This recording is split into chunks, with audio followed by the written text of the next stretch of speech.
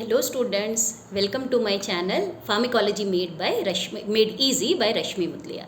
Now I am uploading the fourth video of your syllabus, that is GI system, gastrointestinal system. So I am going to explain this topic in brief, and all the notes you will be getting in the description. So this is the fourth chapter in majority of the syllabus, that is drugs acting on GIT, gastrointestinal system. Now you must be knowing, in our alimentary canal, all the organs are there that are responsible for digestion. It starts with your mouth, then when the saliva and the teeth are present, it will go into the esophagus. From that it will go to the stomach, small intestine, large intestine. All these areas, the liver is involved, the gallbladder is responsible, then the intestine will be, then the pancreas will be secreting the insulin hormone. So there are so many organs that are there in our abdominal cavity, and that will be making active or passive role in the digestion. So in GI system we are going to discuss four major things that are there in majority of the syllabus. The first thing is going to be emetics and antiemetics. Emesis, the first topic. Emesis means vomiting. Vomiting is a normal word, emetic is a medical term. Emetics means the drug that induce the vomiting. Those are called as emetics, and opposite is antiemetics, the drugs that will stop the vomiting. Now we need to understand why we want the vomiting to happen, because it's not a very good experience to have the vomiting, but still sometimes we want the vomiting should happen. So those conditions where we want to induce vomiting, those medicines are called as emetics. So usually emetics are used in case of poisoning. If somebody has deliberately or accidentally consumed any poison, and if at all this poison will enter into the blood circulation, it can be a life-threatening condition of a person.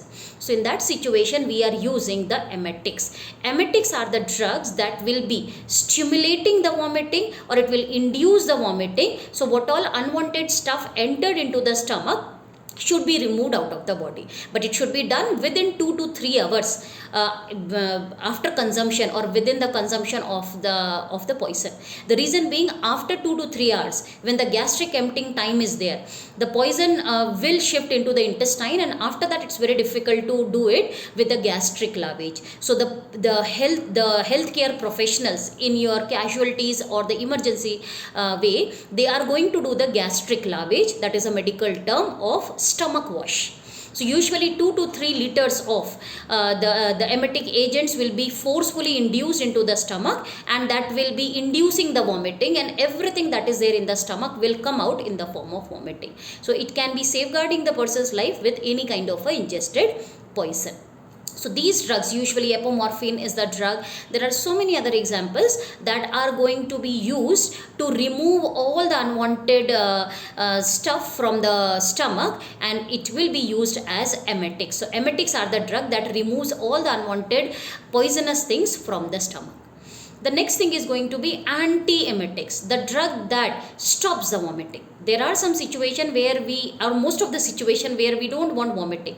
First thing is the pregnancy, because if the mother will be continuously having pregnancy in the entire journey or in the entire pregnancy period, there will be lack of nutrition to the mother as well as the baby. Pregnancy in the first trimester is very normal, and usually antiemetics are not suggested for that. It is just the hormonal changes, and it will get settled by itself. So usually doctors don't prefer to give any kind of antiemetic drug during the first trimester of pregnancy until unless it is very severe. Automatically it gets settled once the hormonal changes will back to the normal. But usually some ladies throughout the pregnancy period, they may suffer with vomiting. So these ladies will be prescribed with antiemetic drugs. Along with that, when we are traveling, because of the motion sickness also vomiting can happen. Some people will have the mountain sickness problem. In that condition also vomiting has to be stopped. Plus there are some chronic and acute illnesses, like you can say jaundice, hepatitis, pneumonia. In this situation also the people may have the vomiting. Already the body is suffering with the infection, and if continuous vomiting will happen, it will make the body even more weaker. So just to avoid that situation, we are taking the drugs, those are called as antiemetics. So antiemetics are the drugs that stops the vomiting. So these drugs will try to avoid, will stop the vomiting, so that person can get relief from this unwanted vomiting. That is antiemetic. So this is the first sub part in the GI system, emetics and antiemetics. The second is going to be laxative and purgatives. These days constipation is a very common problem because of our lifestyle, because our lifestyle is going very sedentary, we are not doing much of the physical activity, and because of that peristaltic movement of the intestine reduces and the person suffer with constipation. Second thing, the diet. If your diet is not full of fiber and if water intake is quite very less, constipation is a very common problem. Third thing, the diet what you are taking, if it is having a lot of non-veg, sticky substances like you can say processed food, bread or maida, or you can say high sugar substances, deep fried food, they all are sticky to the intestine, they will go and stay, and that will be reducing the peristaltic movement of intestine very very badly, and because of that person will be finding it very difficult to defecate. So when there is a difficulty in defecation, because the stools have become very dry and hard and it is very very difficult for the body to defecate, that condition is called as constipation. In this constipation situation we are using the drugs, they are called as laxative and carminative. So these are the drugs that stimulate the peristaltic movement, and this way defecation will be very very easy. So there are so many subcategories in that. These drugs can be stimulant purgative, that will stimulate the peristaltic movement of intestine. So usually the people take the churnas in the night, like you can say Jandu Nityam or Pet Safa or Kayam churnas. These are the products that will stimulate the intestine by having this herbal content. The other category is going to be bulk forming laxative. Usually old age people suffer with the problem because their intestine is not full, they have reduced food intake, and as the intestine is not full, defecation will not happen. So in this situation we take the isabgol husk or bran or agar. These are the inert husk or inert material, they absorb water. So when we will take it in the night, throughout the night they will absorb all the water from the intestine, and they will be almost 10 times of their own quantity that is being intake, and they will be making the bulk of the intestine. So next day morning it will be very easy for a person to defecate it very very easily, and these agents are called as the bulk forming laxative. Number 3 is going to be irritant purgative. Sometimes with the normal stimulant action or bulk forming doesn't work. So we need to irritate the gastric mucosa, so that with the sudden pressure it will be removed out of the body. So in that situation we take the castor oil or senna. These are the irritant purgative that will stimulate or irritate the gastric mucosa, and defecation will be easy. Number 4 is going to be the lubricant purgative. These are the drug that will be lubricating the fecal matter or the passage, so that with the lubrication the dry or hard stool will be easily evacuated out of the body. So this is the 4th one.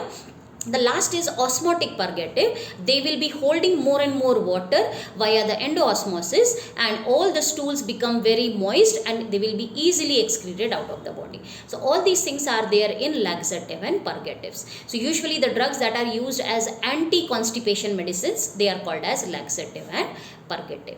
Now the third thing that are there in the GI syllabus is the anti-ulcer medicines and antacid. So with the name itself it is clear, antacid, anti-acid. The drugs that will be working against the hypersecretion of acid is called as antacid. Sometimes many people suffer with a burning sensation in the chest. So that can be very well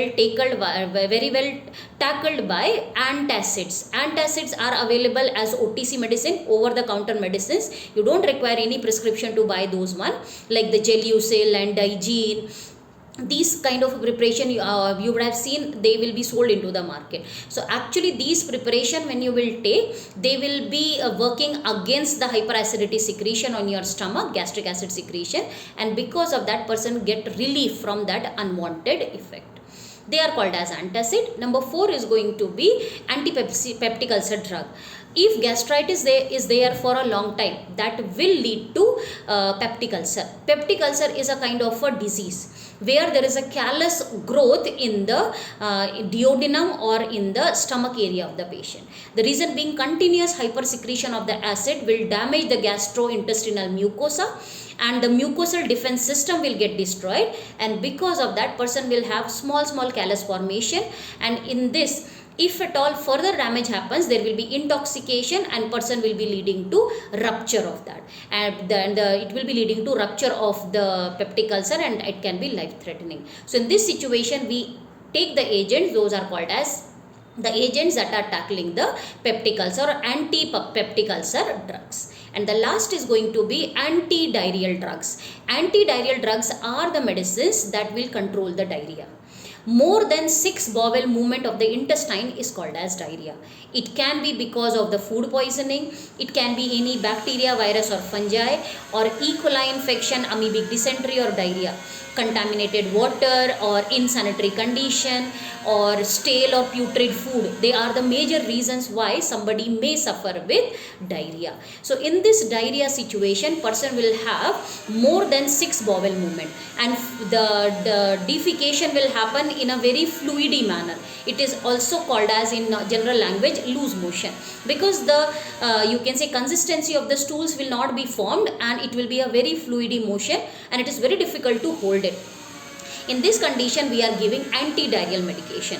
Anti-diarrheal drugs are the drug that reduces down the motility of the intestine, and this way these drugs can control the diarrhea, and they are called as anti-diarrheal medicines. So usually ORS, that is oral rehydration solutions, are always suggested, not to allow any dehydration because of diarrhea, because diarrhea will stop with its own course until and unless all the microorganism or unwanted food that has entered into the intestine is not evacuated out of the body. Diarrhea will not stop. But what we can do, we can rehydrate our body, and we can rehydrate it with oral rehydration solution, that is called as ORS. There are so many marketed preparation, WHO ORS, Electrol are available, but at home also we can make it, so that the immediate requirement can be fulfilled. A lot of water or buttermilk or any fruit juice, freshly prepared fruit juice can be given, or otherwise take 1 glass of boiled and cooled water. In that, put 1 or 2 teaspoon of sugar, 1 pinch of salt, rock salt preferably, and along with that some drops of lemon, because lemon is an anti-motility as well as anti-inflammatory agent. When you will add it, it will be called as freshly prepared homemade ORS. You will be keep on giving this to the patient who is suffering with diarrhea, so that rehydration will be fulfilled and there will not be any cytolytic reaction. So all these things, along with that, if the patient goes in the hospital, then intravenous electrolyte will be given in the form of dextrose normal saline, that is DNS, or electrol, or it will be, or normal saline, or dextrose or mannitol, that will replenish the loss that has happened because of this severe dehydration. So all these things I will be giving you the notes in the description, and this is about the GI system. So thank you for listening. Thank you so much.